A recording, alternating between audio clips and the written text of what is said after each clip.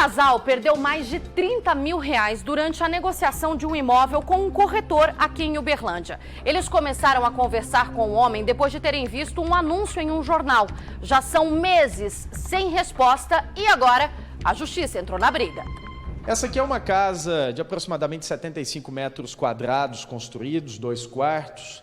Nós temos aqui 2 banheiros, uma suíte, inclusive um dos quartos, a suíte, né? Está bem aqui ao lado, jardim de inverno. Quer dizer, uma casa que é o sonho de muita gente, sonho da casa própria, né? Pois muito bem, essa casa aqui, para que ela fosse comprada, acabou, na verdade, o sonho se transformando numa dor de cabeça para um casal que veio de Monte Carmelo morar aqui em Uberlândia. Mas o problema não é a casa, não. A casa está muito bem construída, o pessoal está satisfeito com ela. O problema foi o corretor que fez a venda dessa casa. E o casal que teve problema está aqui, o Sebastião, a Sônia, como eu disse, eles que vieram da cidade de Monte Carmelo. Bom, existe uma dívida que acabou sendo criada, pelo que vocês contaram, de maneira indevida. São cerca de 32 mil reais que foram passados para esse corretor, e essa dívida ainda está sendo desenrolada, porque, pelo que vocês me contaram também, ele acabou não repassando o dinheiro da maneira devida. É isso mesmo? Isso mesmo. Como é que foi tudo isso? No começo eu passei para ele 19,5 mil de sinal. Aí ele pegou o dinheiro e passou só 10 mil para o proprietário da casa e ficou com os 9,5. E não me falou nada. Aí depois foi me pedindo mais dinheiro. Falou que no banco tinha dado certo, o financiamento tinha dado certo, e já estava terminando de arrumar os documentos para terminar de financiar o restante. Quer dizer, o dinheiro que ele vinha pedindo para vocês era um dinheiro para pagar uma documentação. Isso. Mas que, na verdade, esse dinheiro não estava sendo repassado da maneira devida. Estava não.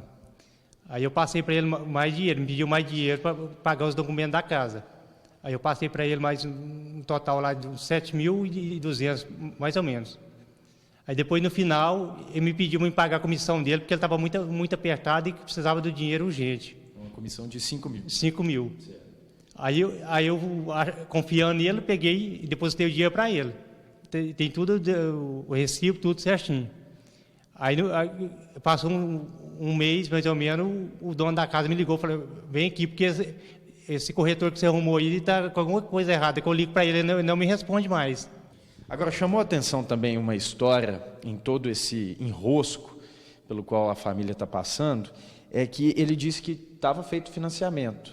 E vocês procuraram saber em 2 bancos e não existia nenhum financiamento. Nenhum banco, não tinha financiamento. E eu não conseguia arrumar nada. E para mim, ele falou que já estava pronto. Que na outra semana que vem, que ele falou que eu podia vir cá e assinar os documentos, já estava pronto. Aí eu fui e passei, paguei a comissão para ele, porque ele falou que estava desesperado, precisando de dinheiro.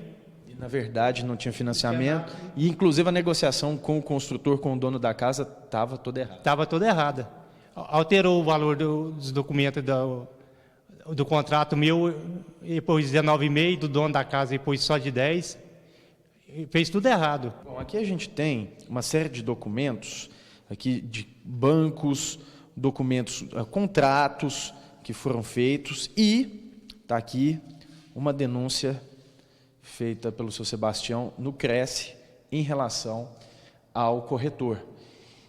Nós fizemos a consulta junto ao CRECE e está ativa o número dele junto ao CRECE, ou seja, em tese ele está tudo correto.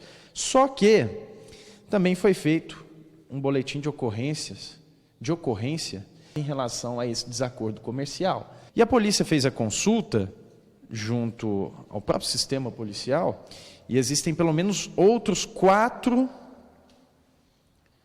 boletins em relação ao corretor, também de registros, esses sim, por estelionato. Então, inclusive, os números aqui no histórico do boletim de ocorrência do REDS. Há cerca de 7 meses, o casal está de olho na casa. Esse é o tempo em que eles negociam com o construtor, mas sem o acordo com o corretor, a casa continua vazia e o casal continua pagando aluguel. Não estou morando porque a gente está devendo um resto, né, o dono da casa.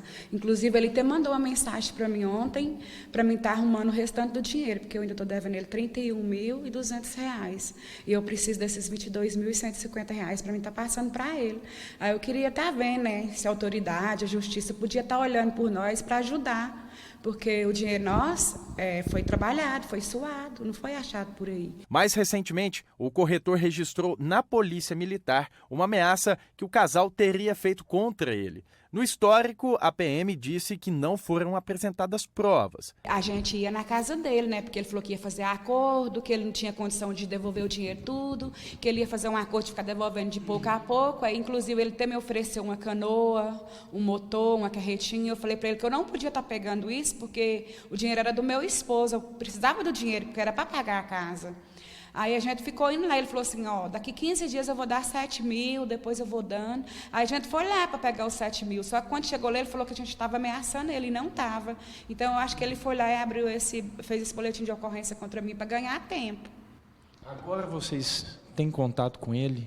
Vocês conseguiram falar com ele nos últimos, sei lá, nas últimas semanas? Uns 3 meses que eu falei com ele. Ele falou comigo, né? A mensagem que ele mandou em relação ao boletim de ocorrência tem quanto tempo? Tem uns 2, 3 meses que ele mandou essa mensagem. Aí meu advogado pediu para mim não estar falando com ele, porque ele está querendo que a gente... Ele está querendo de toda forma meter um processo em nós para ele não devolver o dinheiro. Nós tentamos contato com o corretor, primeiro por telefone, para marcarmos uma entrevista. Telefone programado para não receber chamadas. Realmente, 2 ligações, o telefone simplesmente não existe, não completa essa chamada. Também fomos ao escritório dele, no centro da cidade de Uberlândia.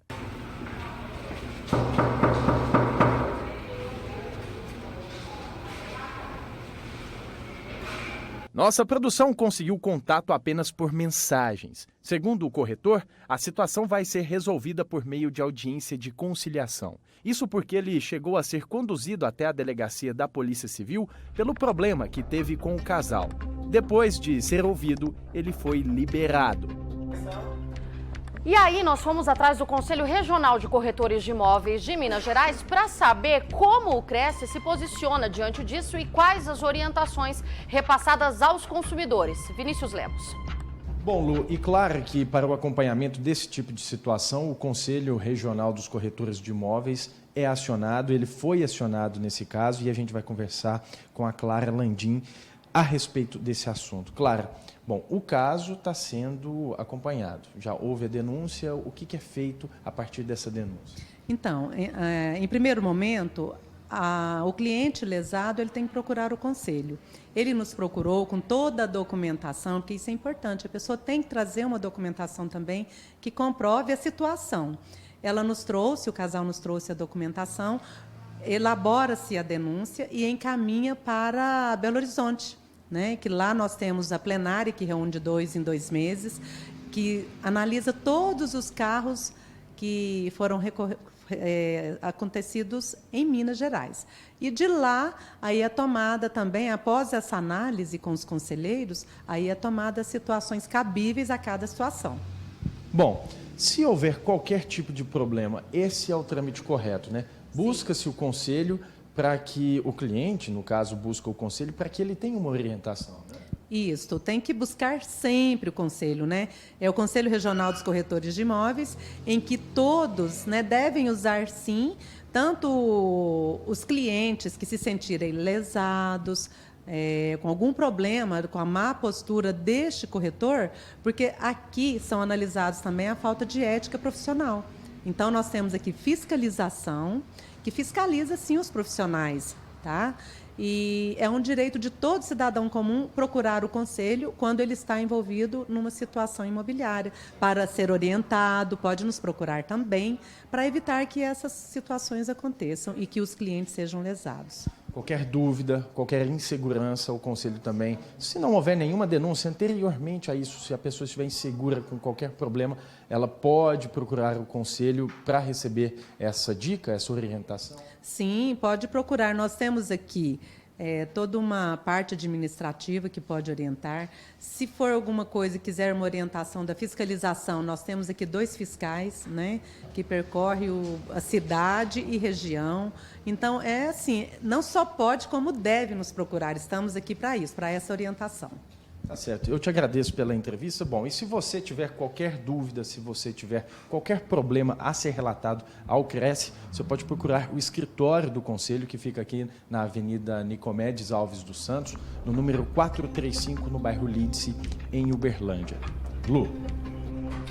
Bom, os nossos telespectadores estão questionando por que nós não falamos o nome do corretor. É porque o processo começou a ser, vai ter andamento a partir de agora, toda uma questão legal e até mesmo para nós estarmos aí resguardados. O fato é, procuramos o corretor, não conseguimos resposta. O Cidade Alerta Minas continua com as portas abertas para ouvi-lo também, para tentar entender o que aconteceu. Ele se pronunciou da maneira que achou mais conveniente, mas eu reforço que se ele quiser falar, o nosso programa está à disposição. O WhatsApp do nosso programa está na tela também para quem entre em contato. E para você que também foi vítima da mesma ação, como esses homens, como esse casal, aliás, eu peço para que você entre em contato com a gente diretamente pelo nosso WhatsApp no 9988-29988.